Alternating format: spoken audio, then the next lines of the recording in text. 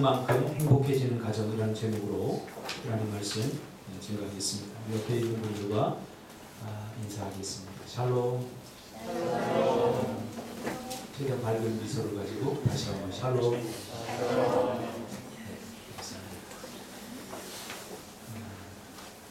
나이 40이 되면 자신의 얼굴에 책임을 져야 하듯이 우리 그리스도인들은 자신의 얼굴에 책임을 져야 됩니다.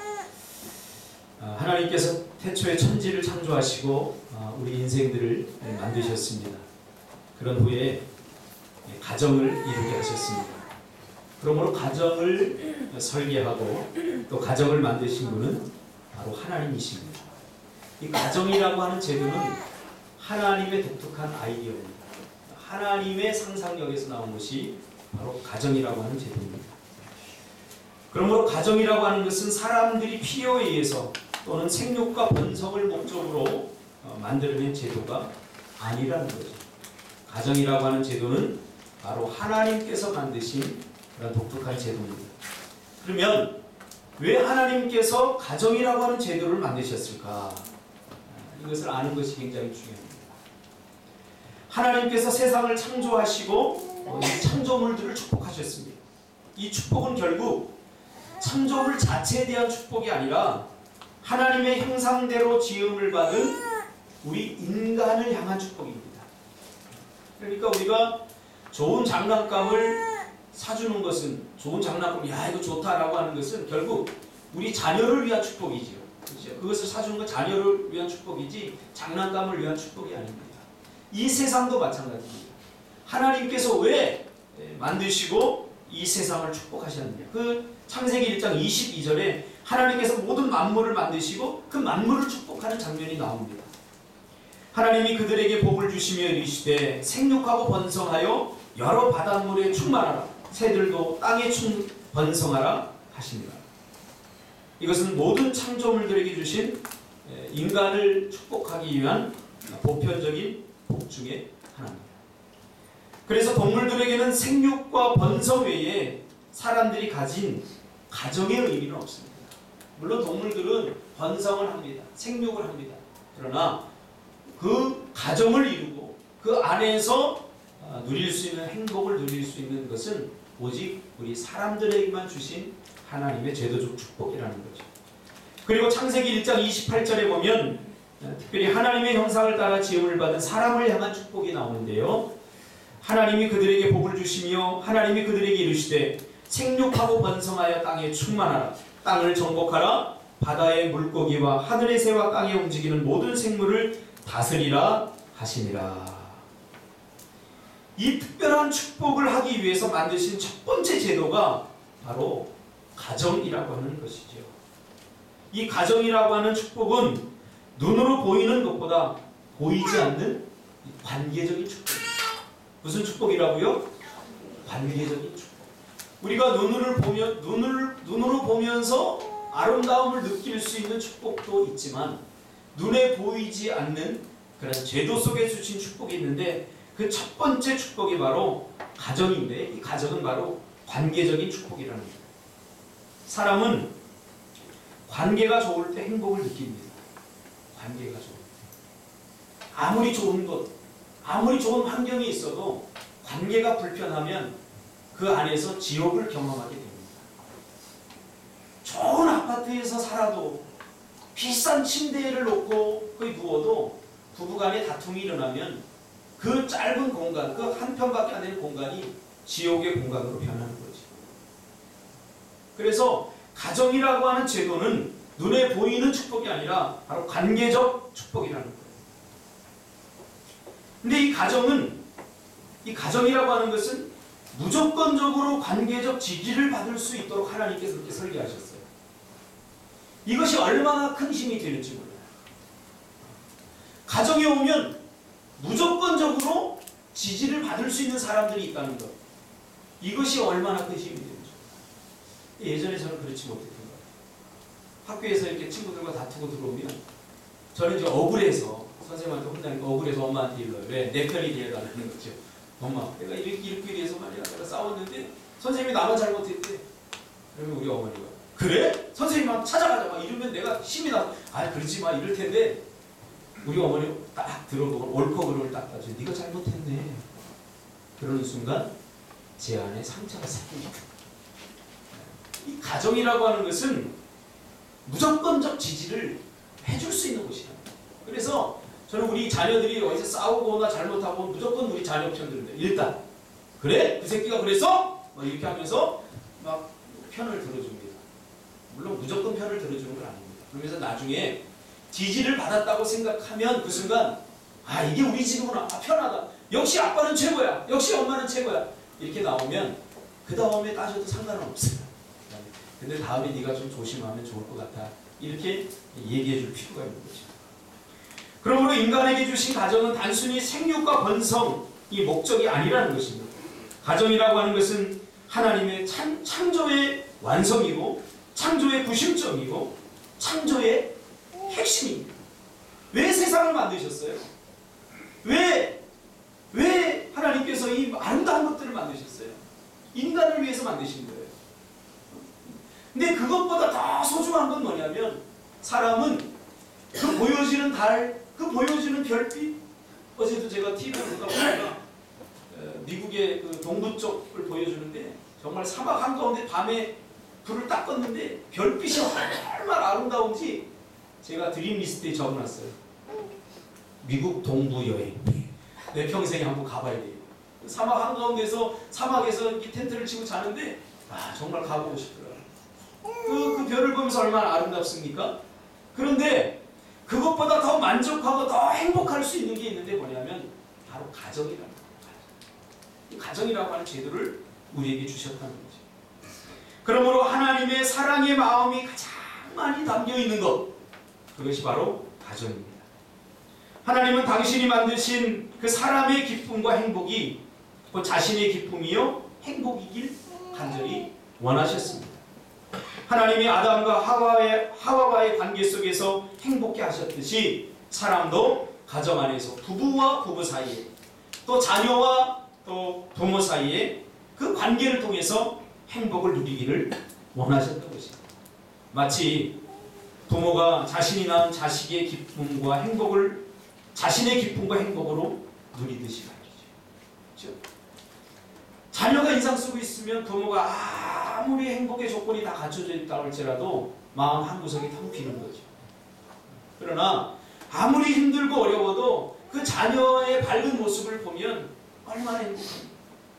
어제도 제가 이렇게 토요일 사역을 마치고 집에 갔어요.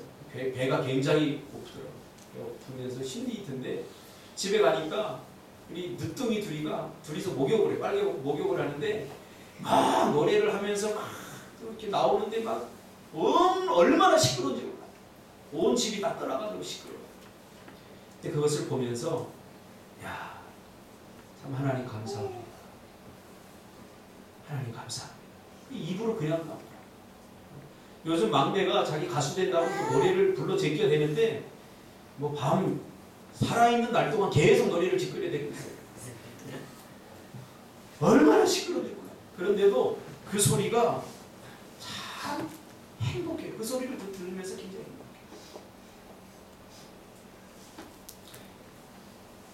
이 가정이 그러면 어떻게 시작됩니까? 창세기 2장 18절에 보니까 여호와 하나님이 가라사대 사람의 독초하는 것이 좋지 못하니 내가 그를 위하여 돕는 배필을 지으리라 하시니라. 하나님께서 다 짝을 주셨는데 아담 혼자 이 독초하는 것이 보기에 좋지 않았던 거죠. 그래서 22절에 여호와 하나님이 아담에게 취하신 그 갈빗대로 여자를 만드시고 그를 아담에게를 이끌어 오시니 23절에 보니까 아담이 가로되 이는 내 뼈 중에 뼈요 살 중에 살이라. 이것을 남자에게 취하였은즉 여자라 칭하니라. 제가 여기서 재미있는 상상을 해봤어요. 만약에 하나님이 아담의 갈빗대를 뽑아서 이 하와를 딱 만들어 왔는데 아담이 딱 스캔을 딱 떠보고는 너무 못생겼는데 하나님 다시 만들어주세요. 그랬다면 그 상황이 어땠을까 그런 생각을 한번 해봅니다. 그러나 아담은 그렇게 말하지 않고 최고의 찬사를 보냅니다. 이는 내 뼈 중에 뼈요 살 중에 살이라. 할렐루야. 상원 집사님 며칠 전에 결혼했죠? 민지 집사님 보면 어때요? 살 중에 살이요, 뼈 중에 뼈예요? 네? 네. 며칠 전에 그랬더니 투덜대더라고 상원 집사님이. 그 배탈이 나가지고 밤새도록 방귀 껴서 냄새 때문에 잠을 못 자고 투덜대더라고요. 그건 뼈 중에 뼈예요, 살 중에 살을 대하는 자세와 태도가 아닙니다. 그 냄새까지 향기롭게 맡아줘야 됩니다. 그러면서 24절에 이러므로 남자가 부모를 떠나 그 아내와 연합하여 둘이 한 몸이 이룰지로다, 그렇게 말합니다. 제가 이제 상담을 하고 가정사역을 하다 보니까 가끔 갈등하는 부부들, 또 이혼 위기에 있는 부부들을 이렇게 만나게 됩니다.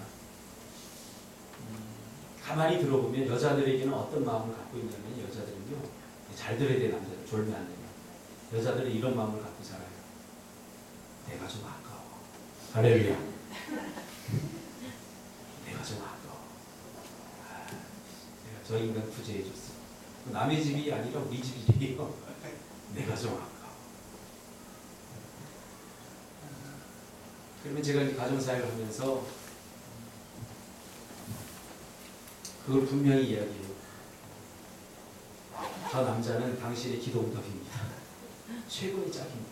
라고 제가 이야기를 해주시고. 왠 줄 아세요? 하나님이 짝 지어주셨기 때문에.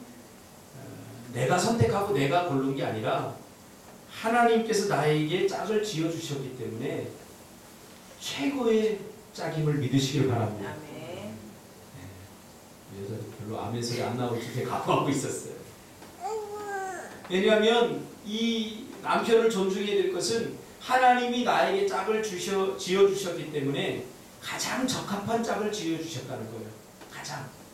가끔 제가 이렇게 이야기를 들어보면 어떻게 객관적으로 보면 여자가 아깝다 그런 생각이 들 수도 있어요, 사실. 그러나 하나님이 짝을 지어주셨기 때문에 하나님은 실수하지 않는 분이시기 때문에 나에게 가장 적합한 짝이라는 사실을 우리가 잊어서는 안 돼요. 이 신뢰가 있을 때 부부의 관계는 더 돈독해진다는 사실입니다. 우리 사람은 또 결혼은 한 번밖에 못하는 거기 때문에 선택을 하고 나면 다 남의 떡이 커 보입니다. 그렇죠? 그래서 옆집 아저씨 보면 저렇게 표현도 잘하고 남편 보면 묵직하고 왜 저 인간하고 내가 하필이면 그 많은 남자들이 왜 저 인간하고 내가 결혼했지? 그러면서 한 번밖에 선택을 못하기 때문에 선택을 하고 나면 다 남의 떡이 커 보입니다. 이게 인간의 심리입니다. 그러나 속아서는 안 됩니다. 자, 우리 부부들이 앉았다니. 왜 따로 앉는 거야, 박사모 집사는? 왜 따로 앉아? 마음이 안 드네. 같이 앉으세요. 성가대 앉으세요, 다음부터. 성가대 뭐 정말 크게 어렵지 않습니다. 같이 따라다니면 같이 앉으면 돼요. 우리 상진 집사도 같이 앉으시고. 남의 떡이 다 커 보이죠. 그러나 하나님이 짝 지어주셨기 때문에 최고의 짝이라는 이 사실, 이 믿음에서 가정의 든든함이 시작이 되는 거죠. 그러므로 여기에는 네 가지 아주 중요한 그 가정 설계의 하나님의 법칙이 존재합니다. 창세기 2장 18절부터 나오는 그 말씀에는 하나님께서 가정을 설계하실 때 우리가 집을 짓더라도 그냥 짓지 않지 않습니까? 설계도가 필요합니다. 하나님께서도 가정이라고 제도를 만드셨을 때 그냥 아무렇게나 이렇게 만드신 게 아니라 설계도를 가지고 만드셨어요. 그래서 오늘 본문은 가정을 설계한 하나님의 설계도라고 이렇게 보면 돼요. 그래서 첫 번째는 이 설계도에 가정의 설계 법칙이 존재하는데요. 첫째로는 독립의 법칙입니다. 그 부모를 떠나라는 말이 나옵니다. 이 부모를 떠난다는 것은 단순히 분가한다라고 하는 말의 의미는 아닙니다. 이제는 부모에게서 독립돼서 하나의 독립된 인격체로서 스스로 자신의 인생을 책임지고 스스로 자신의 삶을 책임지고 가정을 이끌 수 있는 위치에 서야 된다. 그렇게 말하고 있는 거죠. 오늘날 한국에 여러 가지가 많이 변하고 있는데 그 중에 하나가 사춘기의 연령이 빨라지고 늦춰졌다는 거예요. 그래서 우리 애들도 벌써 사춘기. 우리 예원이도 이제 3학년인데 엊그제 일어나더니 아 엄마 건드리지 마 나 사춘기야 그러더라고. 사춘기야. 왜? 그랬더니 짜증나 죽겠어. 사춘기. 벌써 사춘기를 선언했어요. 우리 집에 이제 다 사춘기예요. 자 그리고 사춘기는 늦게 끝납니다. 24살 공식적으로 24살 이제 4학년쯤 시작돼서 24살로 이렇게 되어 있습니다. 왜 사춘기가 빨라지고 늦어졌느냐? 독립이 일찍 선언하고 그 다음에 너무 부모 의존적으로 되었다는 거예요. 그래서 요즘 이 88세대 안타까움이 뭐냐면 이게 경제적 자립이 잘 안 되기 때문에 너무 부모들을 많이 의존하고 살아가고 있다는 거죠. 그러다 보니까 사춘기가 늘어났어요. 그러니까 가정의 법칙에서 이 독립의 법칙은 뭐냐면 이제는 자신의 가정을 자신이 책임져야 된다. 자신. 독립해야 된다. 부모로부터 독립해야 된다. 그 말이에요. 모든 것들. 결정권까지도 결혼하면서 이제 독립해야 된다. 사실은 결혼하고 나면 가장 힘들고 어려운 게 뭐냐면 결정권에 대한 문제죠. 예전에는 부모님 말을 듣고 모든 것을 결정하고 있는데 이제는 독립을 했어요. 독립을 했다는 것은 한 가정을 이루었다는 것은 모든 결정권이 두 부부에게 있다는 거죠. 그런데 시부모, 장인, 장모, 또 남편의 말을 들어야 되고 아내의 말을 들어야 되고 이런 것들이 쉽지 않아요. 그래서 또 시부모의 말을 들어야 되고 또 장인, 장모의 말을 들어야 되고 그러다 보면 일방적으로 무시당하는 느낌도 듣게 되고 그렇게 되는 거죠. 이 독립한다는 것은 모든 결정권을 부부가 가진다는 거죠. 그럼 부부는 자기 마음대로 결정하느냐? 그게 아니죠. 바로 가정의 주인은 예수님이시기 때문에 예수님께 모든 결정권을 다 내어 드린다는 거죠. 그리고 우리가 사는 삶은 현실이기 때문에 그 주님의 말씀을 근거로 해서 두 부부가 결정해야 됩니다. 그런 의미에서 독립을 해야 된다. 그러니까 결혼을 했는데 부모님들이 사사건건 이렇게 하라 저렇게 하라 하는 것은 한 가정에 이 독립하고 한 가정이 건강하게 성장하는데 이 방해가 됩니다. 방해가 돼요. 언제까지나 부모가 될 수는 없는 거죠. 그러니까 떠나보내면 이제 그 모든 책임과 그리고 의무를 스스로가 할 수 있도록 그렇게 배려해 주는 것. 이것이 바로 독립의 법칙입니다. 그래야 온전한 한 가정이 있어야 됩니다. 이것이 바로 성경이 우리에게 주는 건강한 가정의 첫 번째 법칙입니다. 두 번째는 아내에게 합하여라고 하는 말이 나옵니다. 이건 연합의 법칙입니다. 그러니까 배우자를 위해서 이제는 혼자일 때는 자신만을 위한 인생을 살았는데 자신만 행복하게 돼요. 그래서 요즘 혼밥 이런 게 유행하지 않습니까? 혼자 모든 걸 혼자 하려고 해요. 왜? 같이 하려다 보니까 스트레스가 쌓이는 거예요. 식당에 가더라도 5명이 가면 난 짜장면, 난 짬뽕 이렇게 하다 보니까 아이 한 가지 통일해. 이게 여기에서 오는 스트레스가 굉장히 많은 거예요. 그러다 보니까 혼자 밥 먹는 것이 편하다. 그래서 이런 문화가 좀 확산되고 있는데요. 또 결혼도 지금 많이 늦춰주고 있어요. 그 이유 중에 하나가 뭐냐면 그런 것들로 인해 스트레스를 받고 싶지 않은 거죠. 그러나 분명히 하나님께서 가정을 우리에게 주시는 축복이고요. 또 배우자를 위해서 자신을 헌신하고 아름다운 하모니를 이루는 것.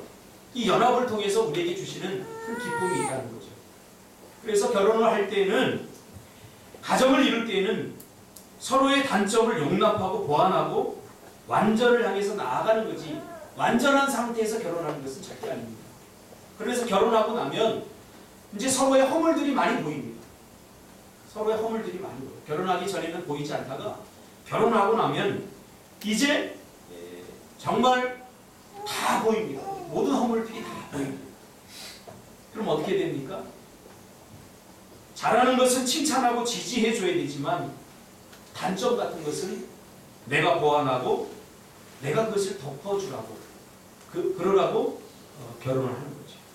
이것이 바로 아내와 아내에게 합하여라고 하는 것입니다. 미국의 하버드 리더십 센터에서 사람들을 이렇게 연구를 했어요. 사람이 얼마나 완벽한가, 사람이 얼마나 온전한가, 완벽한가에 대해서 연구를 했는데 가장 완벽한 사람을 찾아냈어요. 그래서 그 집단을 연구를 했더니 가장 완벽한 사람의 집단도 결국은 다 부족하다. 다 부족하다. 그래서 결론은 완벽한 인생은 없다. 우리가 알다시피 완벽한 인생은 없다. 그러니까 우리가 결혼해서 가정을 이루는 남편과 아내는 절대로 완벽하지 않다는 거예요. 어떤 사람은 5% 부족하고, 어떤 사람은 10% 부족하고, 어떤 사람은 20% 부족하고, 어떤 사람은 50% 부족하고. 그럼 어떻게 됩니까? 50% 부족한 사람의 그 50%를 내가 채우면 50% 50% 100이 된다는 거예요. 이게 연합의 뜻입니다. 이게 성경에서 말하는 연합의 뜻입니다. 그래서 저 사람 부족하기 때문에, 저 사람 연약하기 때문에 그것이 흠이 되고, 그것이 허물이 되고, 그래서 비난하고, 이것은 가정을 지옥으로 만드는 지름길입니다. 부족하면 어떻게 되죠? 사모 집사님, 민지 집사님 방귀 끼면 어떻게 돼요?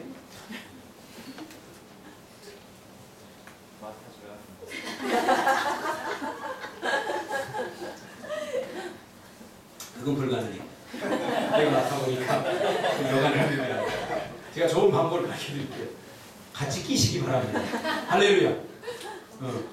다른 사람이 잘못하면 왜 내가 지적하고 비난하죠? 나는 잘못 안 했다고 생각하기 때문에. 그래서 즉시 잘못해버리시기를 주님의 이름으로 축복합니다. 옆에서 방귀 끼면 나도 같이 껴버리면 되는 거예요. 크게 문제가 안 돼요. 그러니까 제가 무슨 말을 하려고 하냐면 결국은 합해야 된다는 거예요. 그래야 완벽한 하나가 된다는 거예요. 다 부족하다는 거예요. 부족하지 않은 사람은 없어요. 다 부족해요. 그런데 나도 부족한데 다른 사람의 허물을 이거 뭐 짚고 뭐 아내가 잘못해 그렇게 말하는 것 자체가 모순이에요. 그래서 세 번째 원칙은 한 몸이 될지라 그래서 한 몸이 될지. 이게 바로 하나됨의 법칙입니다.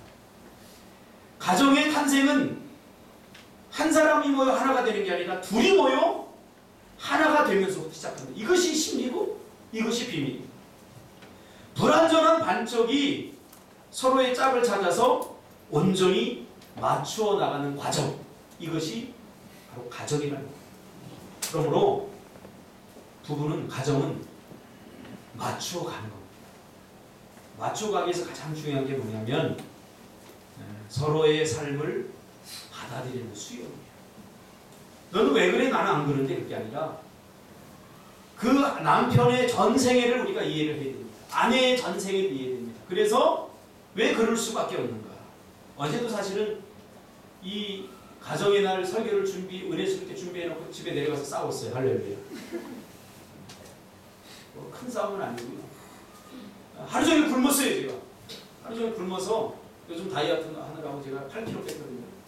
그래서 될 수 있으면 집밥을 좋아합니다. 집밥을 먹으려고 우리 현선 집사님 맛있게 잼에다가 뭐 이렇게 빵을 발라서 왔는데 제가 다 고사하고 집에 가서 밥 먹어야 되겠다. 근데 제가 지금까지 밥 먹는 원칙이 있어요. 저는 지금까지 반찬 투정을 한 번도 한 적이 없어요. 그러나 이것 투정을 합니다. 바로 줘야 돼요, 밥을. 바로 줘야 돼요.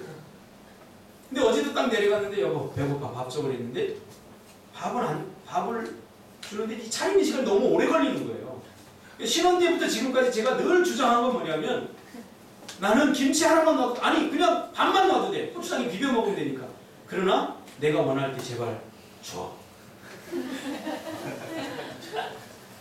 물어보세요 집사님. 저는 반찬 투정한 적이 단 한 번도 없어요. 지금까지. 근데 어제도 내려갔는데 김치 2가지 넣고 뭐 이렇게 하는데 난 TV를 보면서 자꾸 그쪽을 보면서 배고파 배고파 막 그러는데 이게 늦어지는 거예요. 그래서 제가 여보 그냥 줘 봐. 그러니까 당신은 내 마음도 모르고 더 반찬을 맛있게 더 다른 반찬도 더 여러 가지 해서 더 맛있게 하려고 하는데 왜 내 마음을 몰라주냐. 그래서 나도 그랬죠. 왜 당신은 내 마음을 몰라주냐. 내가 지금까지 신혼 때부터 주장한 게 뭐냐. 나는 반찬 여러 가지 필요 없다. 한 가지만 달라. 그랬는데 누가 잘한 거예요? 둘이 다 잘하고 둘이 다 잘못했죠. 바로 이거였지. 하나 되지 못하니까 한 몸이 되라고 했는데, 그렇죠? 그러니까 부부는 적응해 가는 거예요. 같이 닮아가는 거죠. 부부는 닮는다고 그러잖아요. 적응해 가는 거예요. 얼굴도 닮아가고 생각도 닮아가고 이렇게 맞춰서 적응해 가는 거지. 각각 다른 사람이 맡아서 어떻게 하나가 될 수 있겠어요? 이것이 성경이 우리에게 주는 거예요. 그러니까 너와 내가 다르지 않다. 내가 아내를 비난하는 것은 자기 자신을 비난하는 거예요. 왜? 성경은 둘이 한 몸이 되었다라고 말하기 때문에. 몸은 떨어져 있지만 하나님이 보시기에는 하나로 보는 거예요. 하나로. 근데 내가 아내를 비난해. 그것은 나 자신을 비난하는 거예요. 내가 남편의 허물을 뒤집어내. 그것은 자신의 허물을 뒤집어내는 거랑 마찬가지예요. 이것이 바로 한 몸이 될지니라 그 뜻이에요. 그러니까 누워서 침 뱉듯이. 예전에 우리 교회 개척 초기에 여전도회들이 모이면 남편 흉복이 대회가 열렸어요. 남편 흉복. 제가 그랬죠. 절대로 남편 흉보지 마세요. 흉보를 보면 빨리 이혼하세요.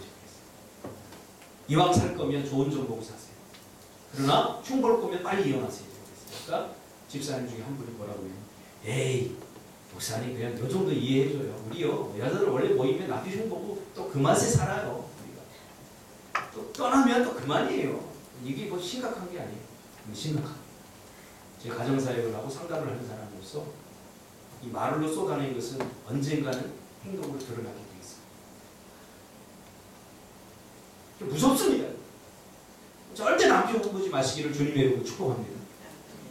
저는 우리 교회는 성도들 마다하지 않지만 남편 흉보거나 아내 흉보는 사람은 제가 나가라고 할 거예요. 목사 말을 듣는 거죠. 가정을 깨는 거, 가정을 불행하게 만드는 거죠. 하나 되는 결국 뭐예요? 자기 누워서 침 뱉기에 누워서 침 뱉기.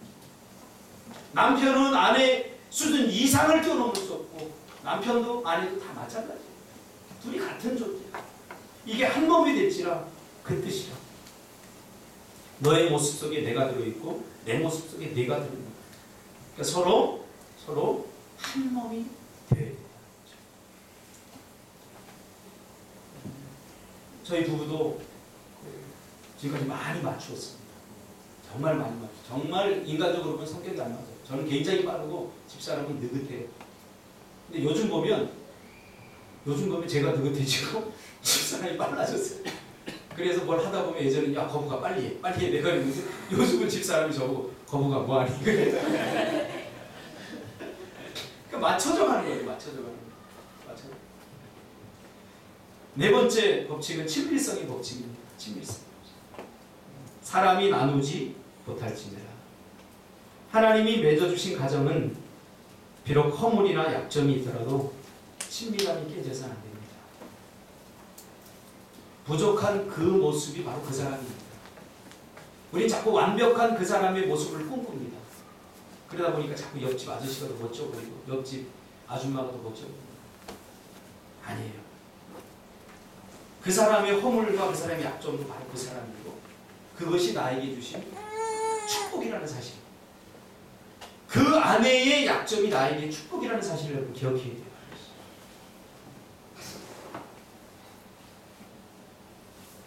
김성찬 목사님들이 자꾸 이 남편에 대해서 왜 당신 독선적이고 이렇게 하고 당신 이렇게 막 하니까 김성찬 목사님 한참 듣고 있다는데요. 그러니까 내가 너하고 살지. 그렇지 않으면 내가 너하고 살겠어. 그 말을 한 이후 10년 동안 조용하대요. 맞아요. 친밀성의 법칙입니다. 서로가 서로에 대해서 좀 열려 있어야 됩니다. 열려 있어요. 그러니까 우리 젊은 친구들도 이제 결혼하면서 제가 항상 하는 얘기가 뭐냐면 남자는 여자를 좀 알아야 되고 여자는 남자를 좀 알아야 됩니다. 여자는 좀 대화를 좋아해요. 그리고 사랑받을 때 내가 살아있구나 하는 느낌, 사랑받는다는 느낌을 받게 돼요.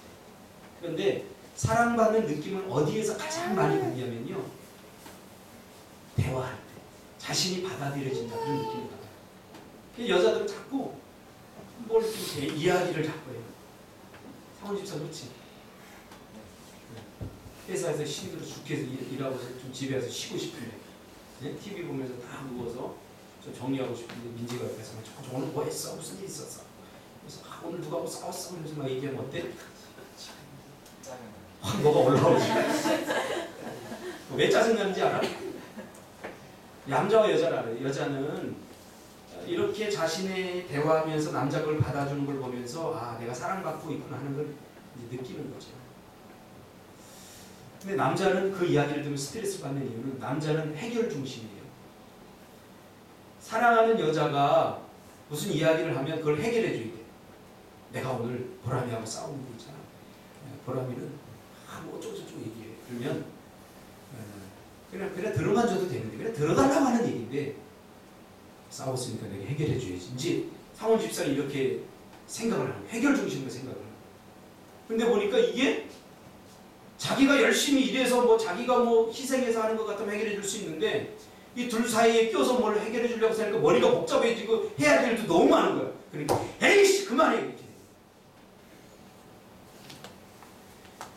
자 이제 해결이 됐습니다. 여자들이 자꾸 뭔가를 얘기할 때는 남자들은 어떻게 하라고요? 들어줘야지 친밀성이 생겨요. 들어주세요. 들어주세요. 어떻게?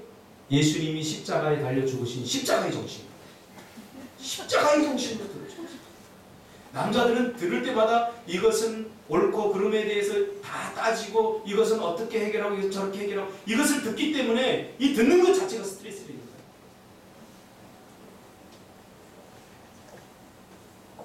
제 집사람이 가끔 그래요. 아, 바지 입을 게 없어. 사 입으면 되잖아요. 그럼 그 이야기 하나 듣는 순간부터 나는 스트레스가 되는 거예요.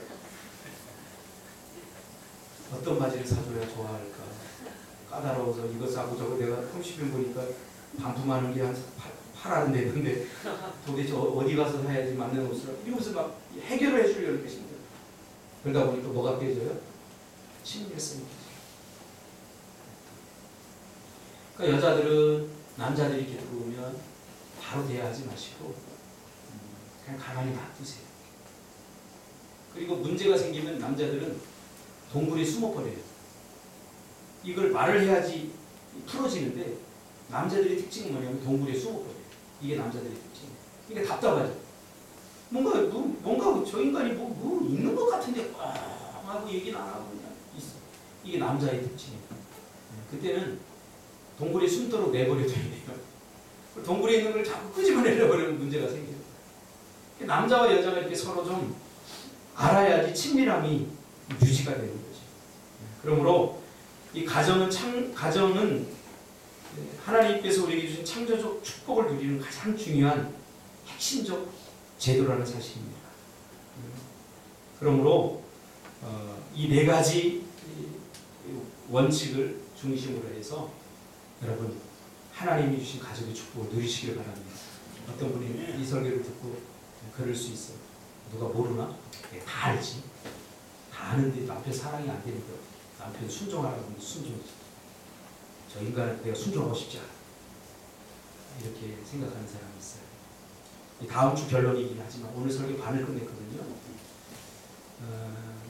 가난의 개념을 우리가 분명히 알아야 돼요. 그래서 제목이 순종하는 만큼 행복해지는 거예요.